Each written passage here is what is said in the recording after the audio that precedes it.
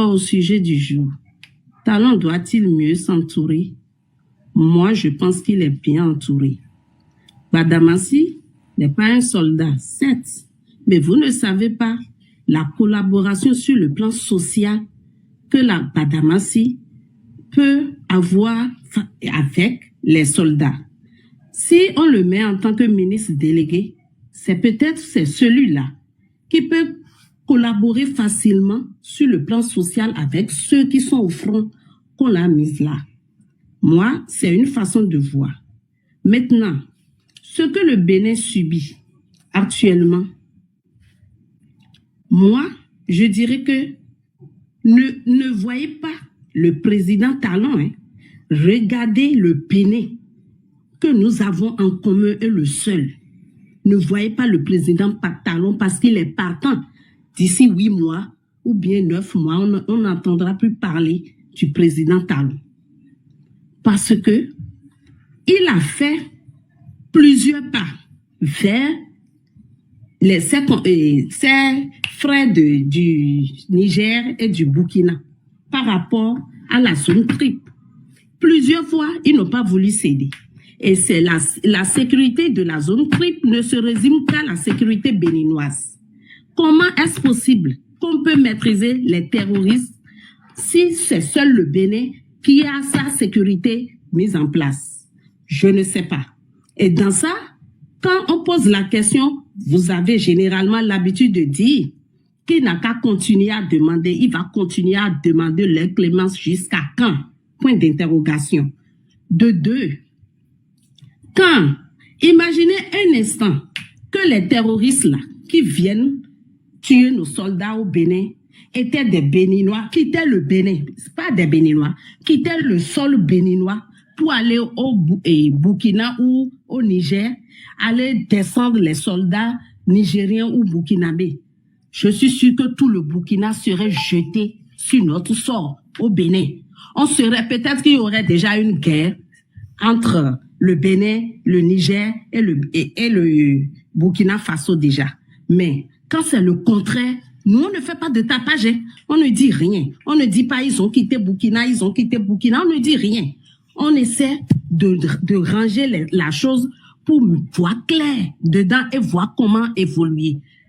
Ce que je veux dire, avec tout à l'heure quand monsieur Achille parlait, il disait qu'il faut que le Bénin cesse de coopérer avec notre partenaire, la France, parce que on ne peut pas acheter d'armes, on ne peut pas faire ci, mais est-ce que c'est parce que le Bénin est avec la France que le Niger et le Burkina ne veulent pas coopérer avec lui sur le plan militaire, ne serait-ce que pour cadrer les terroristes au niveau de la zone triple? Parce que notre problème, c'est au niveau de la zone triple. Ce n'est pas tout le Bénin. C'est à ce niveau principalement. Et quand on les attaque, ils fuient, ils rentrent dans les autres pays. Les soldats ne peuvent plus aller de l'autre côté. Ils sont obligés de les laisser. Mais ce qu'ils oublient au niveau de l'AES, je vais vous dire une chose. Tout ce qu'ils prennent au Bénin comme armement, ils vont les utiliser contre eux. Ça, c'est clair. S'ils ne sécurisent pas la zone triple en association avec le Bénin et pensent qu'en laissant cette zone-là, ils sont en train de faire du mal au Bénin, tout ce qu'ils viendront récupérer comme armement au Bénin sera dirigé contre l'AES. Ça, c'est encore un autre point. Mais l'AES, quand on parle aujourd'hui, tout le monde dit l'AES arrive à maîtriser les terroristes. Ils font ci. Pourquoi le Bénin a refusé de s'associer pour qu'on fasse la lutte et ensemble? Qu'il faut ça. Moi, jusqu'à aujourd'hui, je continue de le dire. L'AES a échoué. Parce que quand le Bazoum était au pouvoir, nous, on n'a jamais eu ces genres de cas. Ils étaient venus une seule fois ici, au Bénin. Mais après ça, je ne sais pas, peut-être que je me trompe. Mais quand eux, les militaires, ils sont venus au pouvoir, c'est eux qui ont attiré plus les terroristes. Et du coup, quand ils les chassent aujourd'hui, ils viennent se réfugier au niveau de la zone triple et viennent nous attaquer. Mais pourquoi? Comment se fait-il qu'étant des militaires, les trois sont des militaires, ils n'arrivent pas à radier ces bandits-là de la circulation? Et ils sont toujours là, jusque-là. Et vous dites que coopérer avec l'AES serait la meilleure solution. Moi, je pense que si le Bénin, le jour le Bénin fait une déclaration officielle pour dire on coopère avec l'AES, je vous jure que c'est ce jour, vous aurez des milliards de terroristes au Bénin. Parce que le truc, c'est un couteau à double tranchant. Si on s'associe à l'AES, peut-être qu'ils vont nous détruire, ils vont nous bousiller complètement. Et si on ne s'assied, parce que ils sont en train de nous embêter petit à petit maintenant parce que nous ne sommes pas encore alliés à l'AES. Vous ne pouvez pas savoir. Et chaque fois quand vous dites, vous levez, vous dites, le président Talon n'aime pas écouter les gens, il veut faire seul, on ne peut pas faire une lutte seul, on va faire ci. Qu'est-ce qu'il vous fait dire? S'il s'allie à l'AES, que son pays ne sera pas menacé davantage? Vous n'avez pas la réponse. Ça, c'est sûr. Et personne de nous tous au monde ici, là, n'a la réponse pour donner. Pour cela, je vais m'arrêter là. Bon, je vais m'arrêter là pour le moment. Merci. Ok, merci, Madame JV. Ok, Chrisma, j'espère que j'ai bien prononcé le nom. Ouvrez votre micro. Oui, bonsoir. Oui, bonsoir. Bonsoir, le panel. Bonsoir, et puis merci beaucoup pour les cadeaux aussi. Non, je vous en prie, on est en famille. Bonsoir tout le panel. Ça fait un petit moment que je suis là, j'écoute les intervenants. Et là, je suis vraiment désolée, mais vraiment meurtrie par l'intervention de ma sœur JV.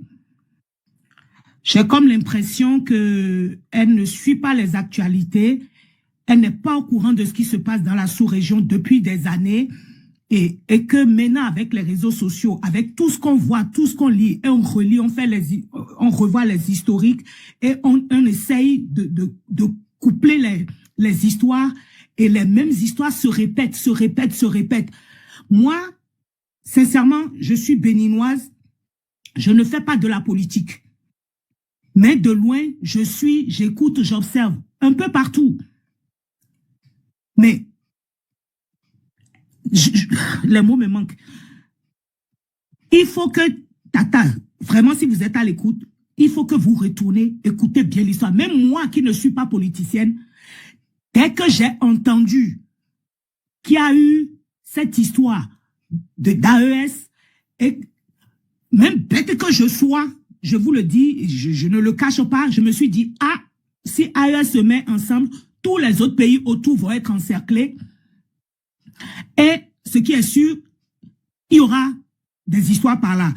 Les terreaux vont passer par là. Mais jusqu'à aujourd'hui, tout le monde est au courant sur tous les réseaux sociaux, les terreaux, qui c'est qui les arme, comment ils sont approvisionnés, comment ils survivent. C'est de partout. Tout le monde le sait. Et maintenant, comment est-ce que vous voulez quelqu'un qui arme ces gens-là, qui les entretiennent et tout, vous allez signer oh, Maou. Pardon, excusez-moi, c'est l'émotion. Vous allez maintenant leur demander à ceux-là de vous vendre des armes pour combattre. Est-ce que, je ne sais pas si je me fais comprendre, c'est pas possible. Talon est déjà avec les gens qui entretiennent les terreaux. Donc, à partir de cet instant, si on le sait ça, donc c'est que tout ça doit être balayé. Et l'histoire d'AES, je suis désolée, je ne sais pas si vous écoutez, vous suivez comment ces pays ont évolué en 2 ans, en 3 ans. Par rapport à notre Bénin.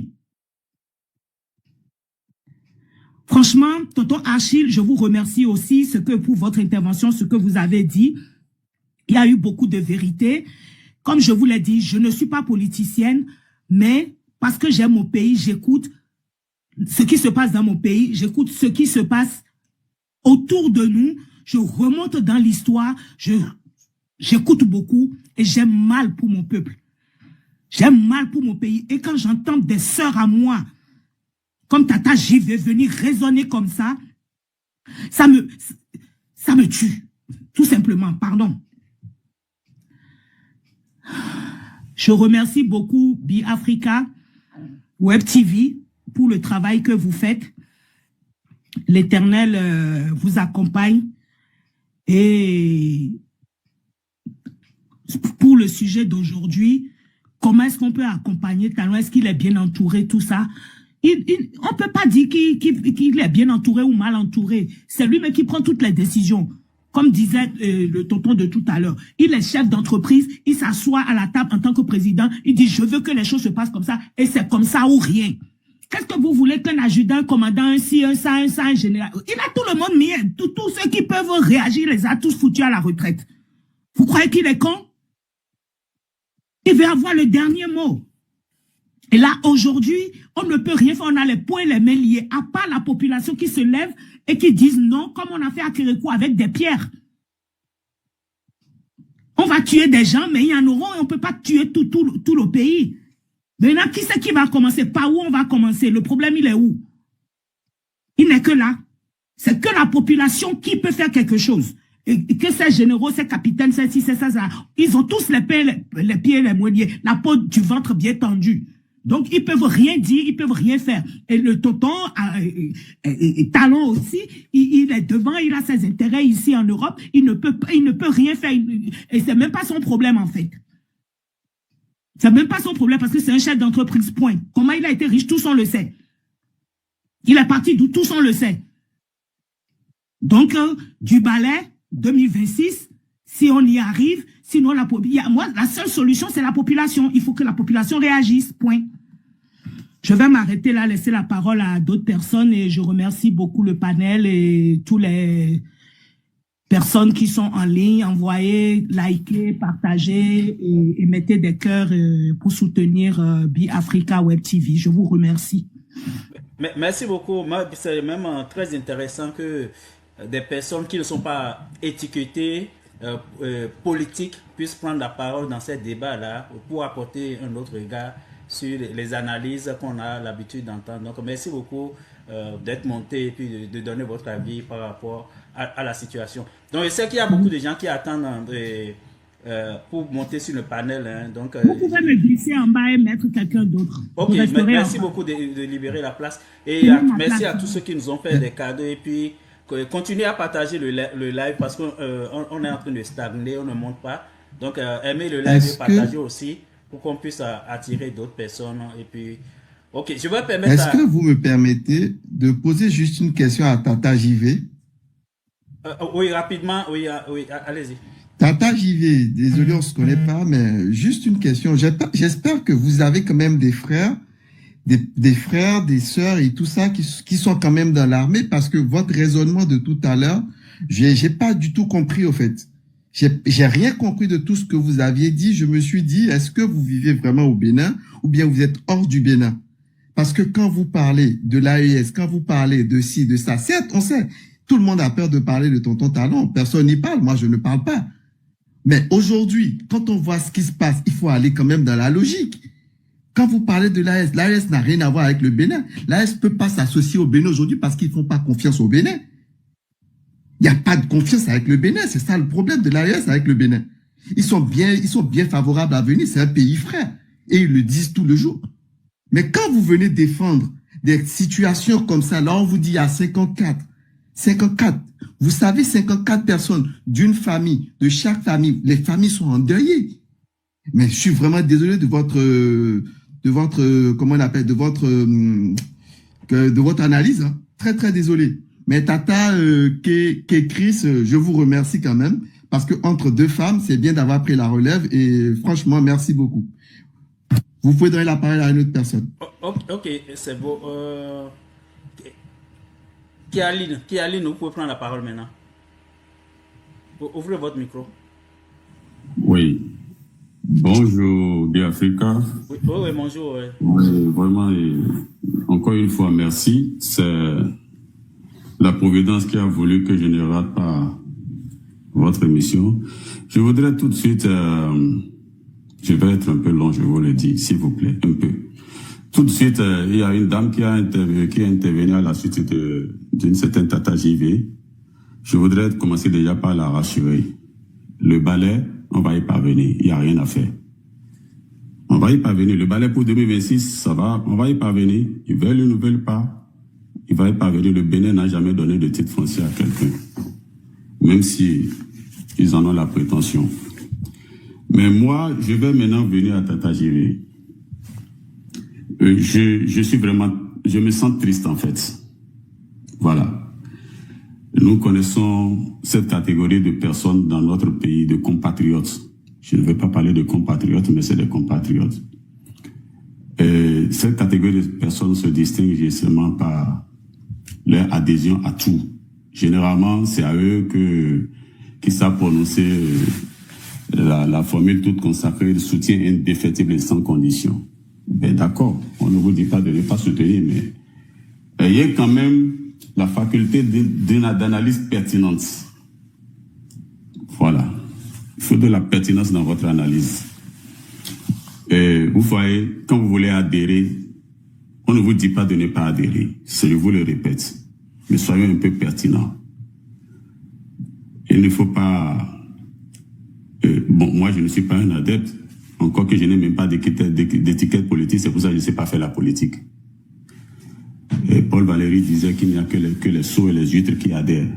Mais je voudrais vous dire, si vous voulez adhérer, adhérez de façon intelligente. Sinon, vous allez donner raison à Patrice Talon qui a défini les soutiens, comme il disait, la chose, il dit que c'est qu'à dire que je peux vous aider, hein, je peux vous aider. Oui, merci, aidez-moi un peu.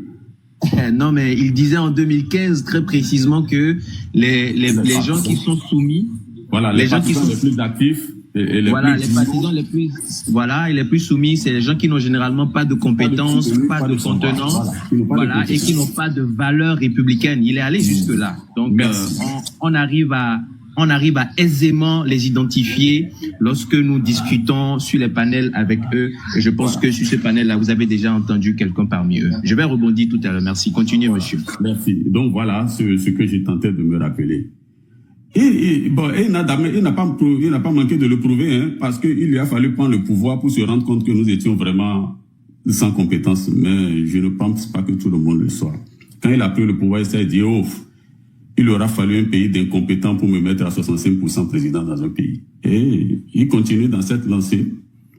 À moins d'être des pagailleurs, des incompétents, nous n'allons pas pouvoir lui donner la chance de remplir un deuxième mandat. Pour un deuxième mandat, il l'a fait. Et nous voulons continuer. Nous continuons. Ben écoutez, il faut qu'on change de paradigme.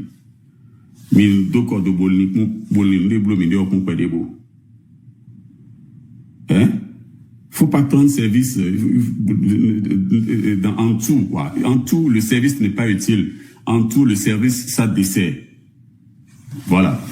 Maintenant, pour en venir au thème du jour, moi, je pense franchement, je vais déjà commencer par me poser certaines questions. Talon avait-il eu besoin de mieux s'entourer qu'il l'est déjà aujourd'hui pour régler le problème de terrorisme par le passé, puisqu'il a sa vision du terrorisme? Et à Ivor, c'était un procès en terrorisme. Madougou, c'était des procès en terrorisme. Ou bien, c'était pas des terroristes qui étaient arrêtés comme ça. Même récemment, des Nigériens qui sont venus contrôler leur pétrole étaient des terroristes. Mais les troupes en attente pour aller rétablir Bazoum, là, ils sont où? Pour qu'on souffre aujourd'hui des attaques terroristes. Ben, écoutez, quittons la galère, s'il vous plaît. Moi, je pense qu'ils veulent de tout, sauf de la lutte contre le terrorisme. Ils veulent de tout, sauf de la lutte contre le terrorisme. Sinon, à quel prix va-t-on finalement remplir les poches de Talon? Je me demande. À quel prix va-t-on satisfaire son ego? Pour combien de temps allons-nous devoir nous subir les réformes soi-disant de Talon qui fragilisent en fait notre armée? Parce que la lutte contre le terrorisme relève a priori de la prérogative de la gendarmerie nationale. Parce qu'il faut de la sécurité publique et de la défense MISTRA. Et la gendarmerie est une charnière entre les deux. Et par excellence, toutes les unités de gendarmerie sont par excellence des unités de renseignement. J'en sais quelque chose. Alors, Vous avez fragilisé ce corps-là que vous avez arrimé à une police civile pour en faire aujourd'hui un félin sans dents, sans griffes. Et on avance, on dit que tout va bien, tout réussit pour nous. Quelqu'un était venu parce que, à la manière de cette dame dont je viens parler, JV là, quelqu'un était venu la dernière fois pour dire que, parlant des succès de Talon, a parlé, entre autres, du problème de son succès contre le terrorisme. Ben, alors, monsieur Jules, n'allons pas chercher des solutions à des problèmes qui n'existent pas. Le terrorisme au Bénin est actuellement un faux problème. Donc, inutile de se faire tellement de mal. Je crains que ce noir soit une comédie savamment orchestrée. Et voilà les raisons pour lesquelles je suis dubitatif par rapport à la nature du problème. Eux-mêmes ont fait naître et entretenu le terrorisme. Parce que, si je dis ça, je me rappelle de l'échange qu'il y a eu, de l'échange houleux qu'il y a eu entre le général qui est en prison, un général de police est en prison maintenant, Oudéon, avec son ministre sur le terrorisme. Il avait déjà averti. Et le ministre pensait que, bon, il allait déjà trop loin, il allait déjà trop... Ben, écoutez, il s'agit de la sécurité publique. Nous avions dit dans le temps. Le ministre disait qu'il fallait attendre quelques attaques terroristes pour qu'on mette certaines politiques en place. Et j'ai demandé en son temps, les attaques pour le terrorisme, là, qui en seront les victimes? Qui en seront les victimes? Eux? Leurs enfants? Leurs femmes? Ou bien c'est nous? Voilà des questions. Et le problème est qu'en son temps, ils n'ont cru devoir rien faire. Ils ont même finalement enlevé le monsieur du système tellement il gênait. Il a vu venir tout ça. Alors, vous voulez... Les gens étaient déjà bien entourés, ils ont dit qu'ils n'en veulent pas. Vous voulez maintenant qu'ils s'entourent de qui? La France, en termes de terrorisme, c'est un oiseau de mauvais augure. Hein. Quand elle replique quelque part avec ses bases, c'est fini. Hein. Le terrorisme s'enracine. Et nous le savons tous, les Sahéliens nous ont avertis.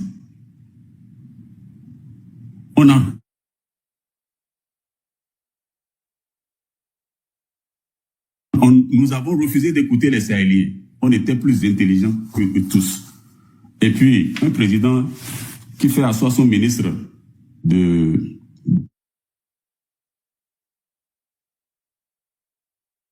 voulez lui donner quel conseil? Vous voulez qu'on lui dise quoi? Il connaît déjà tout, en fait. Et c'est ça notre problème au Bénin. On a un problème, on a un président pédant qui connaît déjà tout et ne veut rien entendre. À mention, t'es vert, maintenant nous basons, on a bois. Et lui, rien ne l'effraie. Et il peut même imposer les règles à son père, puisqu'il a déjà grandi. Mais écoutez, vous voulez que celui-là soit entouré comment? Pour lui dire quoi? Monsieur Kialine, encore une minute. Ben, si vous me donnez une minute comme ça, vous allez couper mon intervention parce que là, je suis vraiment... Ou je vous la laisse parce que là, je suis remonté. Hein. Ah oui, vous pouvez refaire un deuxième tour, il n'y a pas de problème. Donc, sinon, si vous voulez, deux minutes pour... Oui. Et puis, dans le contexte actuel de terrorisme, est-ce que c'est de Bassili Badamassi qu'il faut s'entourer? Il a quel bagage? Il a quel bagage? Talon est-il obligé de créer, entretenir des relations conflictuelles avec ses voisins de l'AES? Qu'est-ce qui l'y oblige si ce ne sont pas ses preuves d'intérêt? Sur le plan opérationnel, mais c'est faussé. On ne lutte pas contre le terrorisme comme dans une guerre conventionnelle.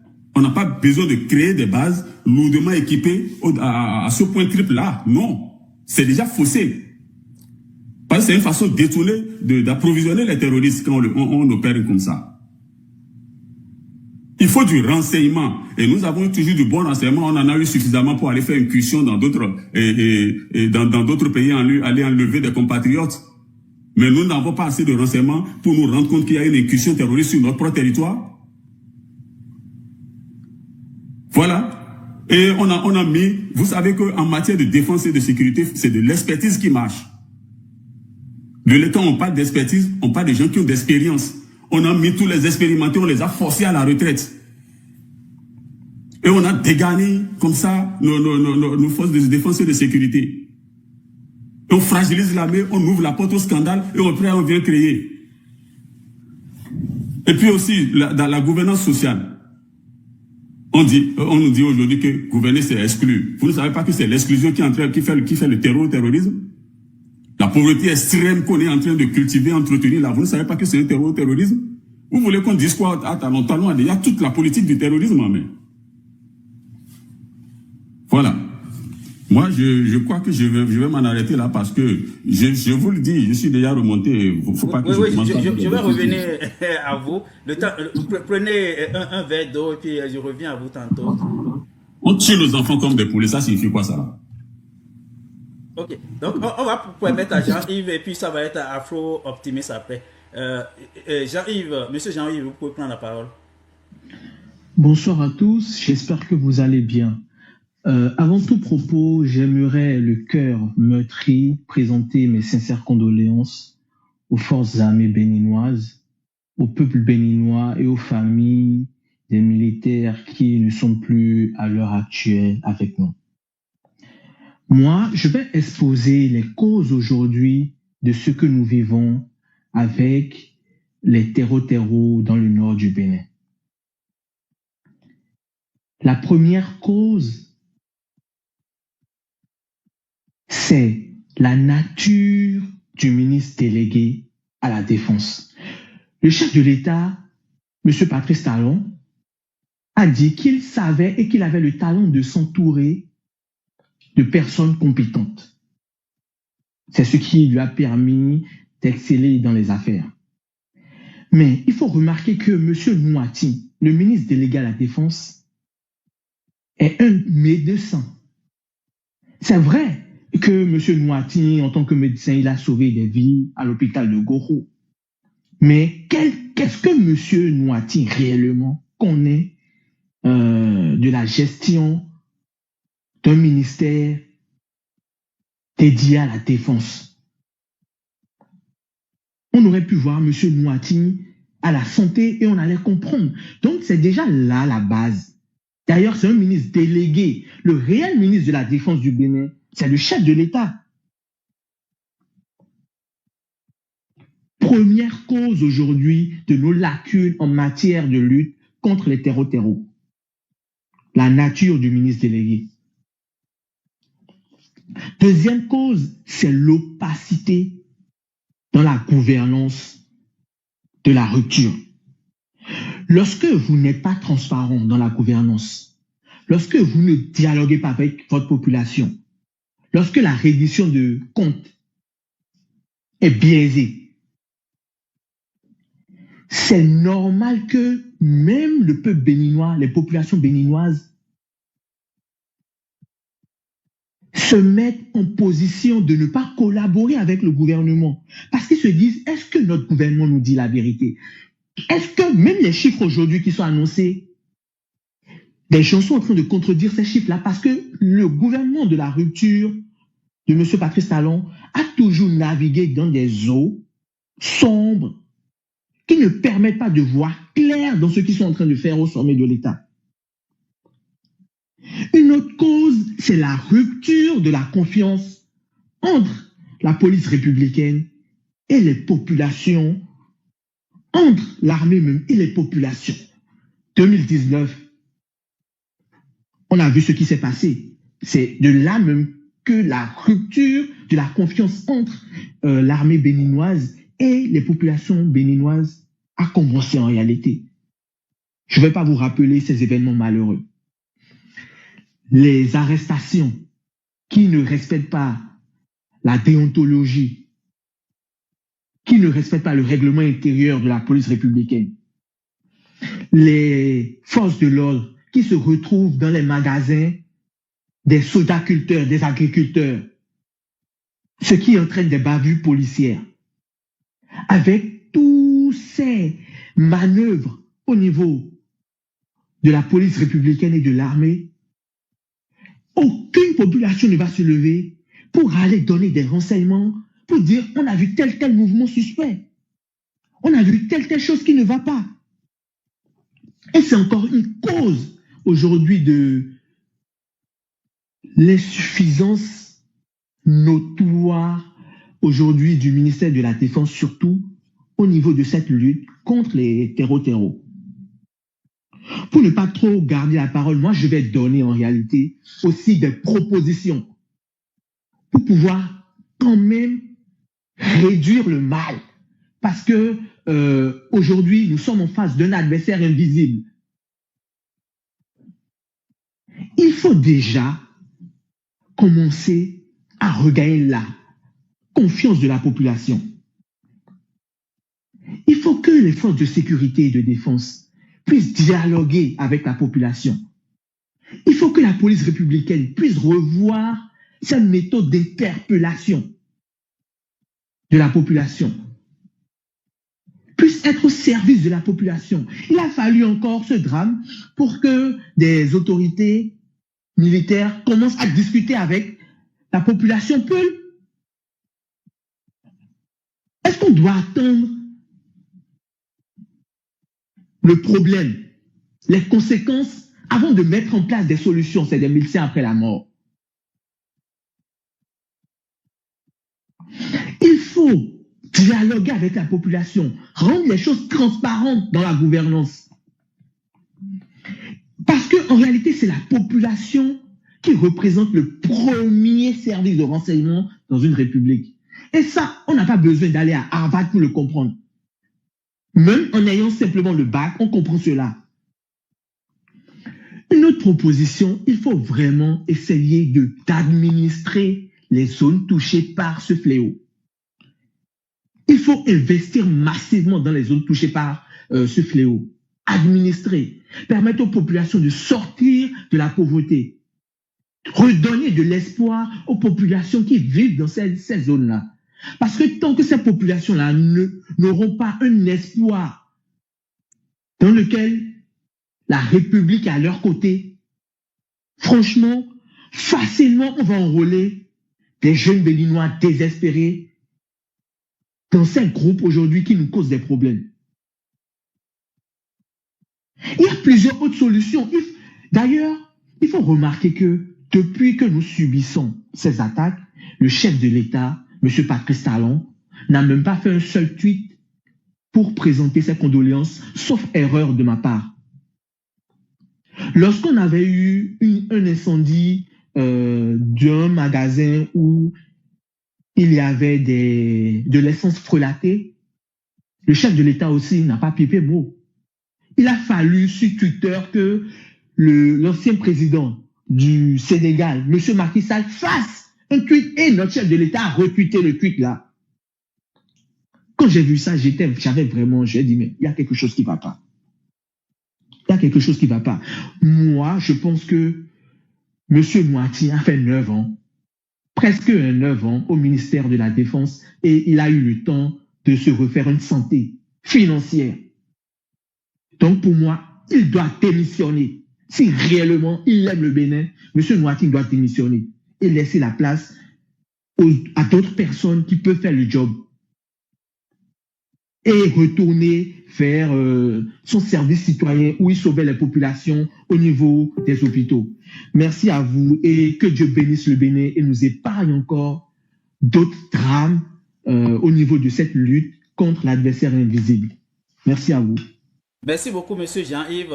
Ok, les amis qui sont en bas, aidez-nous à atteindre les 200, on est bloqué à 180. Donc, aimez partager le live pour qu'on puisse franchir les 200. Je vais venir tantôt à Vidjanaï, mais avant Vidjanaï, il y aura Afro Optimist. Ok, Afro Optimist, vous pouvez prendre la parole et après ça va être Vidjanaï. Bonsoir mon frère. Oui, bonsoir. Ouais. Bonsoir à tous. Bon, déjà, je veux commencer par la fin des propos de Jean-Yves en disant que Dieu ne fera absolument rien, d'accord? Dieu ne fera absolument rien. Il y a que les humains qui font les choses. Il y a que nous qui allons prendre nos mains, nos pieds pour matérialiser ce que nous pensons. Dieu n'a jamais sauvé un peuple. Il n'y a pas plus chrétien que Israël. Mais vous comprenez bien que c'est les balles qui pullulent là-bas. Il y a pas plus arabe que la Palestine.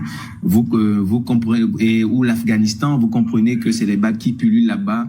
Si les prières, oh Dieu a sauvé un peuple, je pense que nous ne serons même pas ici ce soir sur un panel en train de parler d'un sujet où nous avons perdu plusieurs compatriotes de façon lâche sur le front, parce que nous sommes quand même le continent qui abrite le plus grand nombre d'églises et de mosquées au monde, et qui prions plus que tous les autres continents. Donc, à un moment donné, il faut que l'éveil aussi puisse venir de là, que cette démarche dans laquelle les gens sont souvent en pensant qu'ils vont attendre quelque chose d'un Dieu, c'est de l'utopie. Ça, Monsieur Lafaux, je n'ai pas dit dans mes propos que c'est Dieu qui va venir sauver. Non, ce n'est pas par rapport à toi forcément. J'ai dit je reprends la fin, mais c'est aussi pour répondre de façon générale à toutes les personnes qui ont ce discours ou qui sont dans cette pensée ou qui pensent que en fait Dieu pourra faire quelque chose. Ce n'est pas une fixation sur toi, mon frère. Tu sais très bien ce que je pense de toi bien sûr, mais moi j'ai donné mes propositions. Et dans mes propositions, je n'ai pas énoncé même le nom de Dieu. Non, absolument. C'est la fin où tu dis que Dieu nous bénit. J'ai juste repris ça pour pouvoir faire une petite plaidoirie. Bon, qu'à cela n'en tienne. Deuxième propos, sur la question même de ministre, déjà, je voudrais rebondir par rapport à ce propos-là avant de revenir sur le sujet. Vous savez, le poste de ministre, c'est un poste délégué. Ministre des Défenses, bien entendu, c'est un poste délégué. Ce n'est pas pour rien que le poste de ministre a un poste délégué, parce que le président estime que c'est trop dangereux de pouvoir confier un département ministériel et la prise de décision, notamment sur les questions de défense et sur les questions de sécurité, à un homme, quand vous savez justement la problématique qu'il y a sur la conquête du pouvoir, avec les coups d'État qui peuvent pleuvoir ici et là. Si vous avez un ministre qui a la pleine charge d'un département ministériel comme celui de la défense, en fait, ça serait beaucoup plus...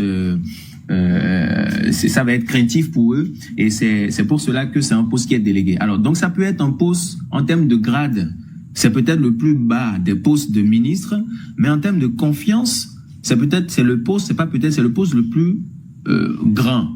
L'actuel ministre de la Défense, délégué de la Défense, moi je le connais personnellement, bien avant même 2016, comme tu l'as dit, Jean-Yves, c'est un médecin, pour être même précis, c'est un gynécologue, d'accord. Et donc, ce n'est pas.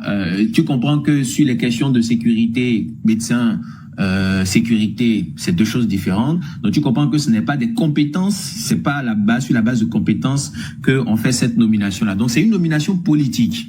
C'est là où je voudrais en venir. C'est pas une nomination technique. Et dans notre régime présidentiel, c'est le président de la République qui est, entre guillemets, le ministre de la Défense. C'est pourquoi il est appelé le chef des armées, le chef suprême des armées. Et donc, si, selon ta proposition, qui est du fait qu'il faut avoir peut-être un ministre d'État plein sur la question de la défense, c'est peut-être une proposition qui ne manque pas de pertinence. Maintenant, pour revenir maintenant sur la question que nous traitons aujourd'hui, le sujet que tu as mis sur le panel, mon frère Biafrika, est-ce que Talon doit-il mieux s'entourer? Et bilan officiel 54. Tout d'abord, j'aimerais dire que la question de terreau, c'est d'abord une problématique géopolitique. Ce n'est pas une question c'est pas une question simple de gestion de sécurité interne à un pays ou au niveau d'une zone frontalière qu'on partage avec un certain nombre de pays. Et c'est une problématique géopolitique, et je pense que les frères ont royalement expliqué, où les causes, en fait, c'est des entités géopolitiques également qui ne sont plus invisibles, qui opèrent de façon invisible que nous connaissons énormément, qui sont aussi des États, mais qui peuvent être aussi très souvent des multinationales, et qui arment, forment, recrutent par des méthodes détournées des frères qui vivent dans la loisiveté, dans l'ennui, dans la précarité professionnelle, le manque d'emploi, des jeunes à qui on fait subir un endoctrinement sur fond de religieux, ok, et qu'on va expliquer que tuer c'est bon. Et ces gens-là, comme ils sont déjà des divorcés sociaux et que c'est des gens sans foi ni loi, qui n'ont plus rien à perdre, qui n'ont aucune formation, qui n'ont aucune éthique, aucune moralité, aucune probité, et dont la mort, ce n'est pas le terminus pour eux, au contraire, c'est une gloire de mourir, vous comprenez que lorsque ces gens rencontrent nous, nos frères, je pense que pour se faire enrôler dans l'armée, il faut minimum avoir le BPC ou le bac. Donc, ça veut dire que nos frères ont un minimum d'éducation, un minimum d'éthique, un minimum de probité, de moralité. Et mieux, ils ont été formés, ils ont reçu une formation militaire. Donc, vous comprenez que c'est deux paradigmes différents. Vous avez un monde de voyous, des gens qui n'ont plus peur de mourir, avec des gens où lorsqu'ils vont en mission, leur prière, même si c'est qu'ils sont en train de donner leur vie pour leur patrie, leur prière, c'est quand même revenir à la maison à l'issue de leur mission et retrouver leurs parents. Donc, vous voyez que déjà, sur même les conditions de base d'affrontement, sur le moral, la détermination, vous voyez que c'est deux réalités différentes. Et ça a un impact sur comment est-ce que l'une partie va pouvoir l'emporter sur l'autre partie. Et je vais étayer justement cette analyse par une vidéo qu'on a vue. Je sais pas si vous avez vu la scène de la vidéo où on a vu de l'autre côté des terreaux, parce que comme c'est eux qui filmaient, où ils avançaient dans la brousse en tirant de l'autre côté. Bien entendu, je pense que c'est peut-être nos frères, mais vous voyez la manière dont ils avançaient. Ils étaient en train d'avancer avec beaucoup de détermination.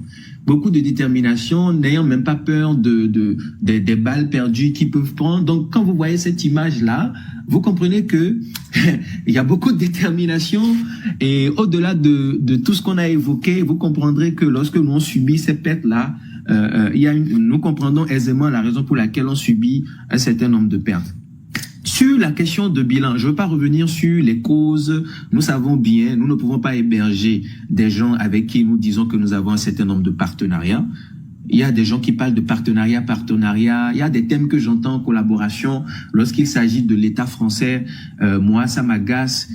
Moi, je veux tout simplement dire que nous n'avons jamais eu de collaboration, de coopération ni de partenariat avec ces gens-là.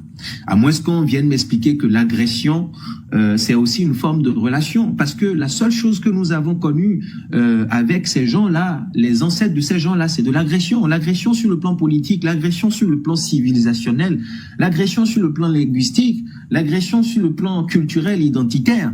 Donc, à quel moment nous avons une relation ? À quel moment on parle de coopération? Nous n'avons jamais eu de partenariat avec ces gens-là. La première rencontre que nous avons eue avec ces gens, ça a été de l'agression. Donc, à quel moment où nous, maintenant, les descendants de nos pères qui se sont levés contre ces gens-là face à leur agression, à quel moment nous, on veut parler de négociation, de collaboration, de ces thèmes-là bidons? Il y a même des intellectuels carrés qui répètent ça à longueur de journée comme tels des perroquets ignorants de leur histoire. À quel moment nous voulons parler de relations, de coopération? Donc, je pense que de notre vocabulaire, il faut même bannir déjà ces thèmes-là. Nous n'avons jamais eu de relation d'égal à égal avec ces gens. La première fois où nous avons rencontré ces gens, ça a été de l'agression, ça a été violent, du sang a coulé. Est-ce que les gens le savent? Les gens qui viennent raconter des bêtises là sur les panels, tels des perroquets parce qu'ils entendent des hommes politiques le dire, qui viennent raconter des choses à longueur de journée que même ils ne comprennent pas, est-ce qu'ils le savent? Donc, nous n'avons jamais eu de coopération avec ces gens, ça a été de l'agression. Donc, comment voulez-vous qu'aujourd'hui, nous soyons dans une coopération avec eux? La cause principale, c'est que nous avons un partenariat. On dit, sur la question même de base, quand il y a eu des procès sur la question de base, les gens ont dit, oh, ça c'est les apatrides, ils sont pas patriotes, il n'y a pas de base. Parce que lorsque les gens entendent base, ils ont l'impression qu'ils doivent avoir un espace géographique, physique, avec un national militaire lourd, avec des militaires abhorrants des treillis d'un pays étranger. Non, mes amis, la question de base a évolué. Si c'est le mot base qui gêne, on va peut-être employer le mot présence militaire. Et la présence militaire est multiforme aujourd'hui. Elle se présente sous plusieurs formes.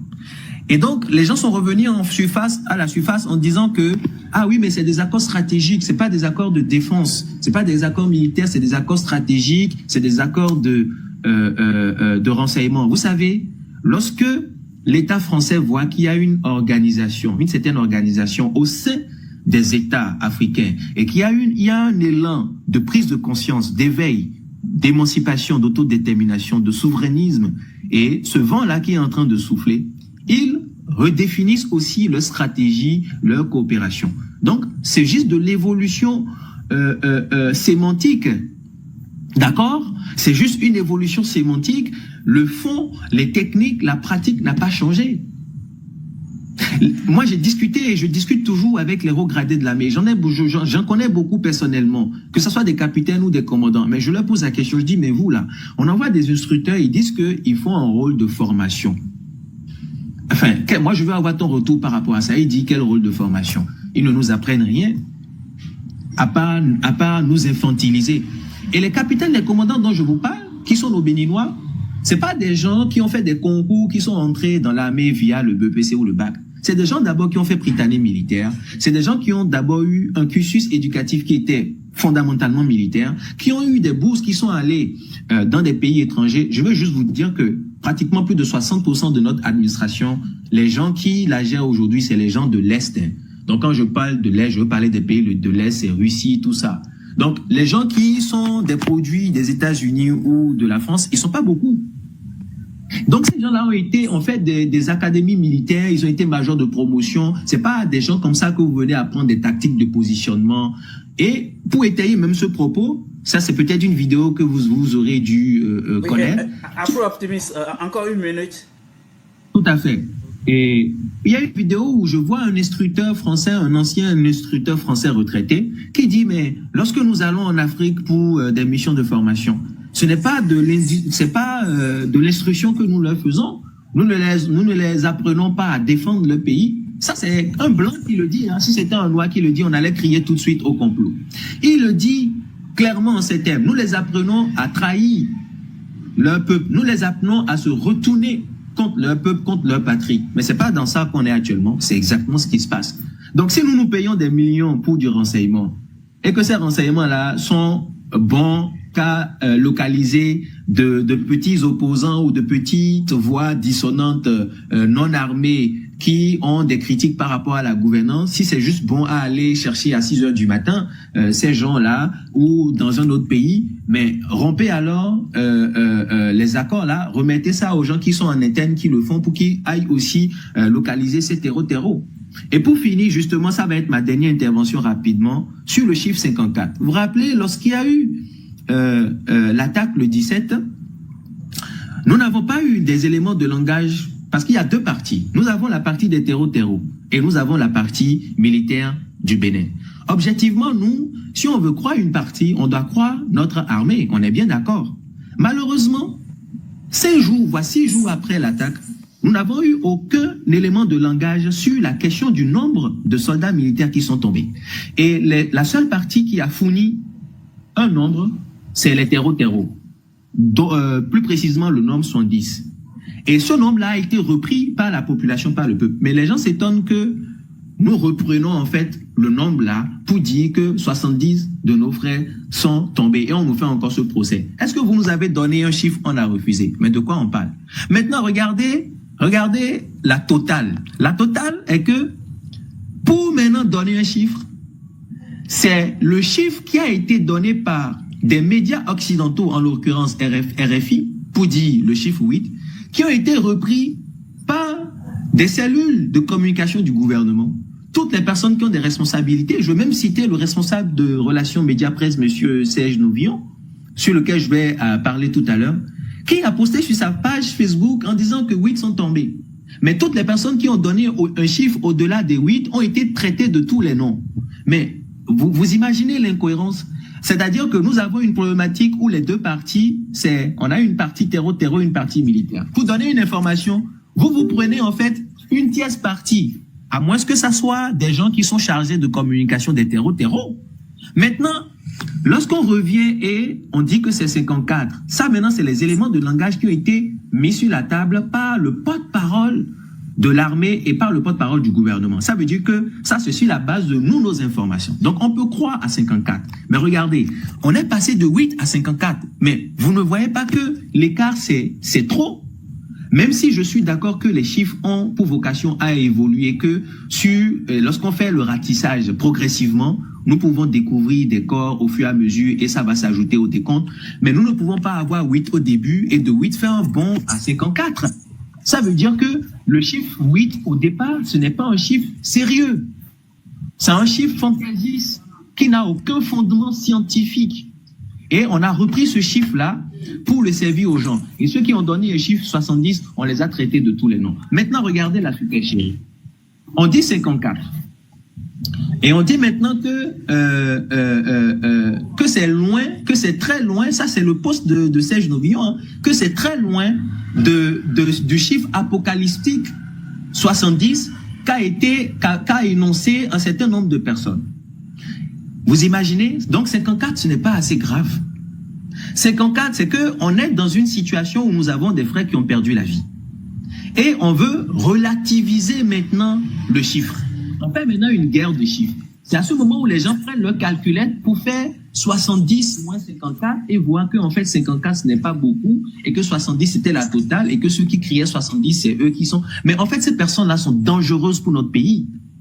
Monsieur Serge Novillon, vous êtes une personne dangereuse pour le peuple béninois parce que, je sais pas, vous avez tronqué votre ventre à un niveau où vous n'avez même plus aucune dignité. C'est vous qui avez annoncé 8. Il y a 5 jours, personne n'a annoncé 8. Vous et vos copains, vous avez traité les gens qui annonçaient un chiffre au-delà de tous les noms. Maintenant, de 8, on est passé à 54. Mais annoncez votre chiffre tranquillement. Vous politisez tout. Vous faites maintenant une guerre de chiffres. Okay. Mais ça, c'est une horreur. Oui, Afro-Optimiste, il faut conclure maintenant pour que je puisse donner la parole à d'autres. Oui. Moi, je veux prendre la parole. Mais oui, je conclue. Oui, il faut conclure maintenant, oui. Oui, mais parce que je vais revenir sur ces éléments, je conclue quand même sur une petite information. Vous aurez un autre tour de parole tantôt, oui. Absolument. OK. Il y a quelques événements qui se sont déroulés quelques jours avant l'attaque sur lesquels j'aimerais attirer votre attention. En Côte d'Ivoire, un avion de l'US Command est venu en Côte d'Ivoire où se trouve la base de commandement américaine. C'est un avion spécial pour des opérations spéciales qui transporte des troupes ou des armes. Est-ce que c'est venu dans le cas d'un coup au Mali ou c'est pour superviser des opérations au nord du Bénin? Au Bénin, toujours quelques jours avant l'attaque, plus précisément 3 jours, il y a eu un deuxième vol d'un Dash 8-200 de l'entreprise militaire américaine Berry Aviation qui est immatriculé N492BA A617A0 entre Cotonou et l'aéroport de Tourou à Parakou. Et un Beech 350 de l'entreprise militaire française CAE Aviation ISR immatriculé FGYEE 396084 qui revient du Nord. La question qu'on peut se poser, c'est quoi?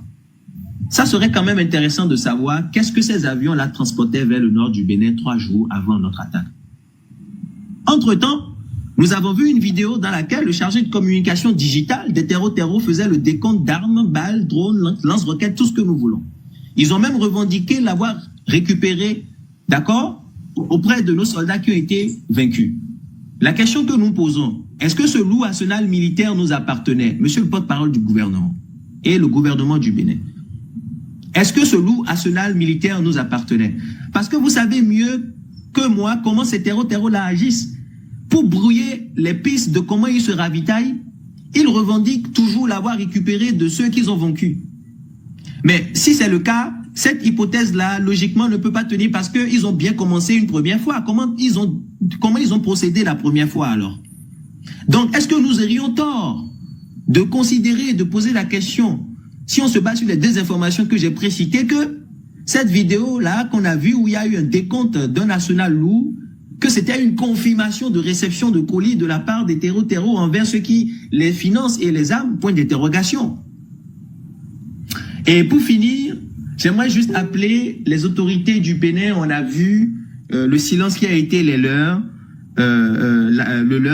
lorsque nous avons eu nos frères qui sont tombés, d'accord.